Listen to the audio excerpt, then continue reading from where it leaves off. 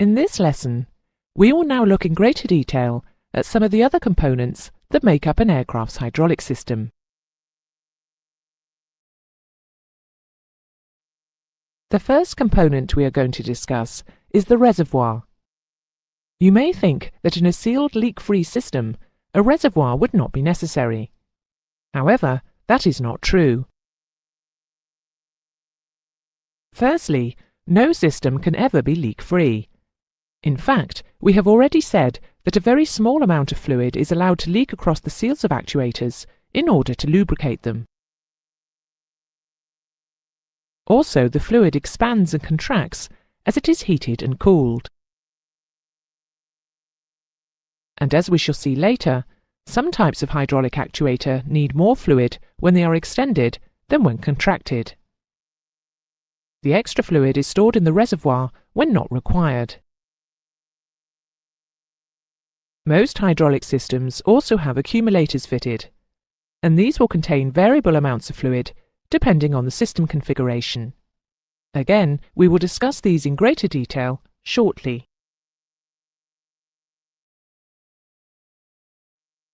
When a hydraulic pump is operating, as well as supplying pressure at its outlet, it also, of course, sucks fluid in at its inlet. This suction causes a big drop in the pressure of the fluid and can lead to low temperature boiling and the formation of bubbles. When these bubbles pass through to the pressure side of the pump, they then implode with great force. This is known as cavitation, and if allowed to happen, it can cause severe damage to the pump. The sound of pumps operating while cavitating can range from a low-pitched, steady knocking sound, like on a door, to a high-pitched and random crackling, similar to a metallic impact. The reservoir helps to prevent cavitation by providing a head of fluid for the pump.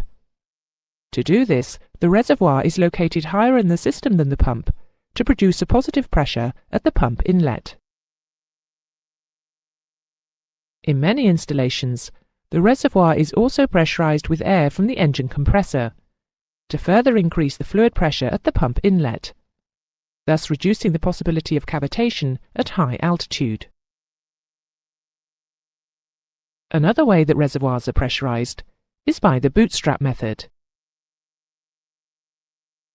A piston sits on top of the fluid in the reservoir.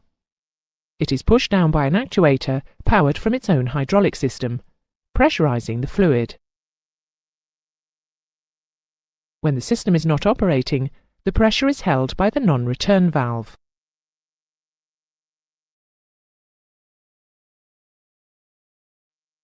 The reservoir also contains connections for suction pipes to the pumps and return pipes from the system.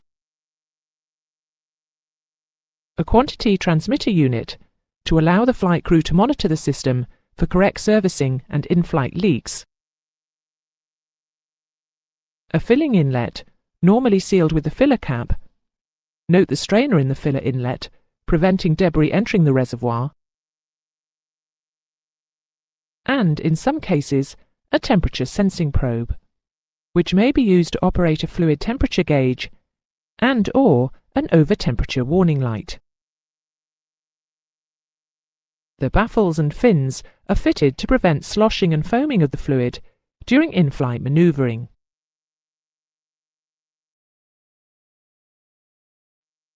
In systems which are fitted with more than one pump, usually the main pump is engine-driven, whilst the backup may be electrically or pneumatically driven, or may even be a hand pump. The main pump will draw its fluid through a stack pipe in the reservoir, whilst the backup will collect its fluid from the bottom of the reservoir. This ensures that if fluid is lost from that part of the system supplying the main pump, or supplied solely by the main pump, a reserve of fluid for the backup pump will still be available.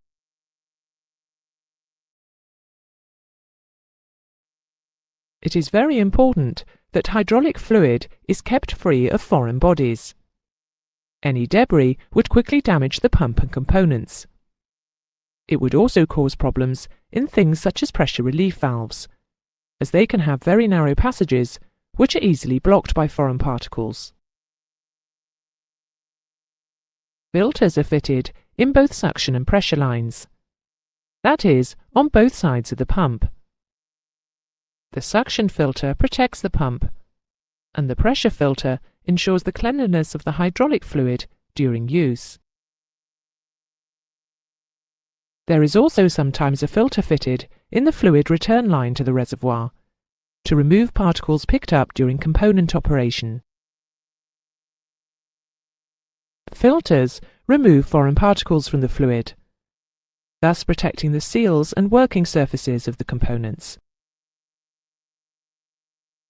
Some filters are fitted with a device which senses the pressure differential across the filter element and releases a visual indicator in the form of a button or illuminates a warning lamp when the pressure differential increases as a result of the filter becoming clogged. False indication of element clogging as a result of high fluid viscosity at low temperature is prevented by a bimetal spring, which inhibits indicator button movement at low temperatures. Other filters are fitted with a relief or bypass valve, which allows unfiltered fluid to pass to the system when the element becomes clogged. In this type of filter, the element must be changed at regular intervals before clogging occurs. Some filters combine both systems, with the warning indicator set to operate shortly before the bypass valve opens. Individual components often have a small filter fitted to their inlet connection, and constant pressure pumps will have a case drain filter to help monitor pump condition. We will cover the term case drain when discussing pumps.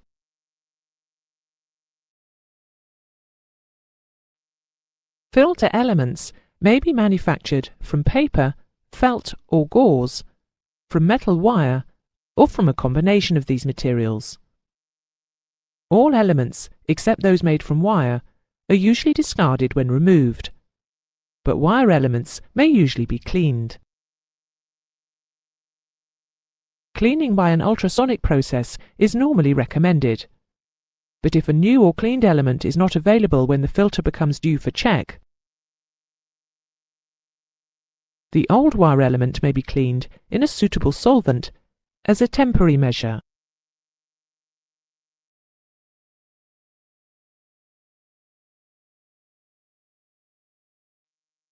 An accumulator is a device used to store hydraulic fluid under pressure. Two different types of accumulator are illustrated here, but many other types are used. However, the two shown are those most commonly in use in aircraft systems. Whatever its shape, the chamber of the accumulator is split into two parts by a separator. In the case of the cylinder, a floating piston is used, whilst the spherical accumulator has a flexible diaphragm.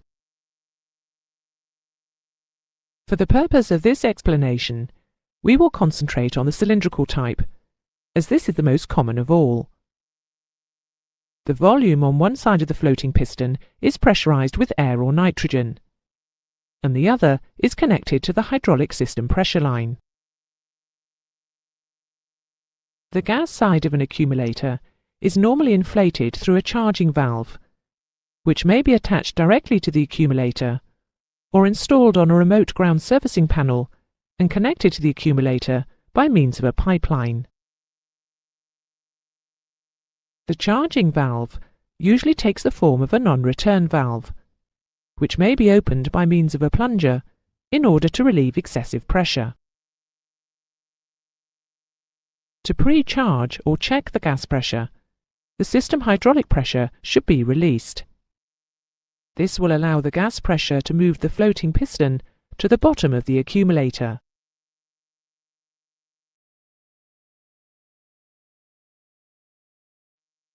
When a pump is operating and hydraulic pressure builds up in the system, the gas is compressed until fluid and gas pressure equalize at normal system pressure. At this point, the pump commences to idle, and system pressure is maintained by the accumulator. The accumulator gas pressure gauge will now read system pressure.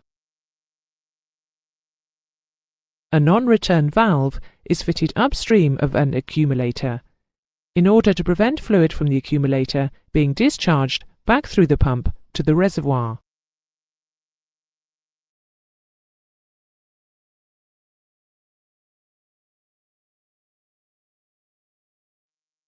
The accumulator carries out a number of functions in the system. It helps to dampen out pressure fluctuations. It allows for thermal expansion and contraction of fluid trapped in the pipes. It can provide a small emergency supply of fluid to the system in the event of pump failure. The initial gas charge of the accumulator is greater than the pressure required to operate any service, and the fluid volume is usually sufficiently large to operate any service once, except that brake accumulators normally permit a guaranteed number of brake applications, or the ability to stop the aircraft during a rejected takeoff. If the system is using a constant delivery fixed volume type pump with an automatic cutout valve, it will prolong the period between cut-out and cut-in of the automatic cutout valve, and so reduce the wear on the pump. Operation of the automatic cutout valve will be explained shortly. The accumulator will also provide the initial fluid when a selection is made and the pump is cut out, or at minimum stroke. If a service is selected, a supply of fluid under pressure is available until pressure drops sufficiently to bring the pump online. Incorrect precharge pressure of the main accumulator can cause the automatic cutout valve to cut in and out too frequently.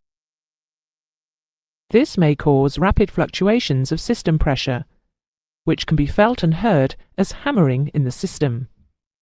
This can rapidly cause damage to the system if it is not dealt with.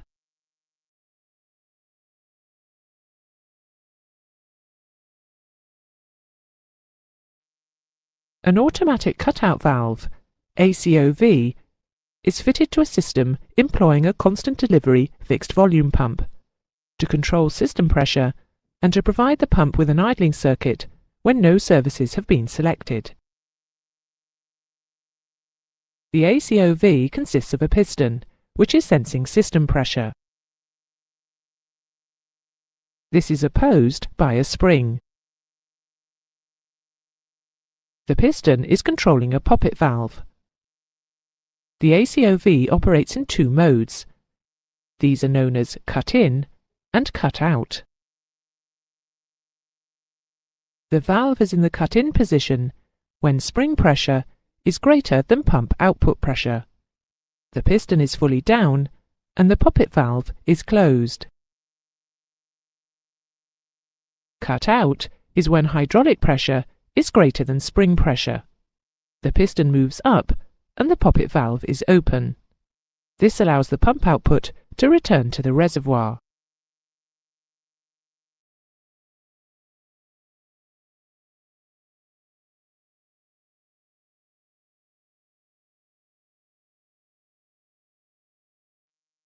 With the system not operating and the pressure zero, the ACOV will be in the cut-in position. When the pump starts operating, pressure will build up until when normal system operating pressure is reached. The pressure on the bottom of the piston will overcome the spring. The piston will move up, opening the poppet valve and allowing the pump to return its fluid output to the reservoir without any load. There will still be fluid flowing through the pump to cool and lubricate it. This is the cut-out position. System pressure will be held on the bottom of the piston by the non-return valve.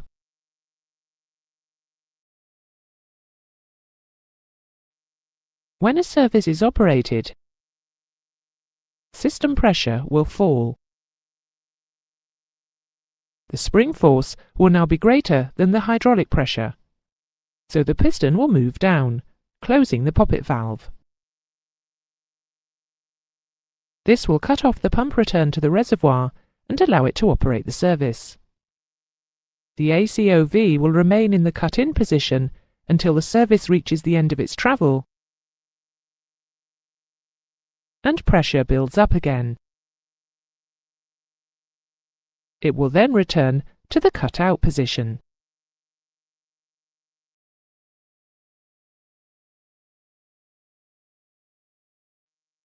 This type of system needs a reservoir of fluid energy downstream of the automatic cut-out valve.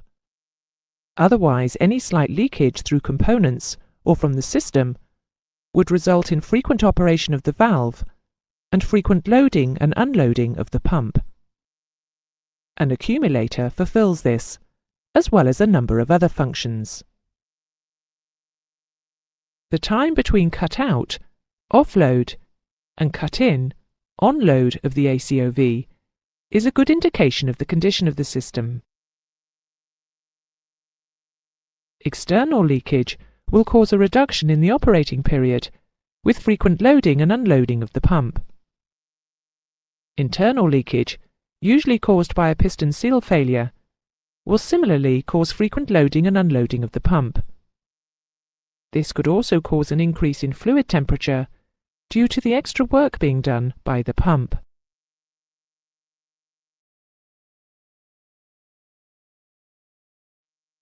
That is the end of the lesson on components. To summarize the main points, a reservoir provides both storage space for the system fluid and sufficient air space to allow for any variations of fluid volume in the system, which may be caused by actuator ram displacement or by thermal expansion. It compensates for small leaks, and it provides a head of fluid for the pump. Most reservoirs are pressurized to provide a positive fluid pressure at the pump inlet in order to help prevent cavitation. Filters are used to protect pumps and other system components from damage caused by foreign particles in the fluid. An automatic cut-out valve is fitted to a system employing a constant delivery fixed volume pump to control system pressure and to provide the pump with an idling circuit when no services have been selected. Finally, an accumulator is fitted to store hydraulic fluid under pressure in order to dampen pressure fluctuations, to allow for thermal expansion, to provide an emergency supply of fluid to the system in the event of pump failure, and to prolong the period between cut-out and cut-in time of the ACOV, and so reduce the wear on the pump. It also provides the initial fluid when a selection is made and the pump is cut out.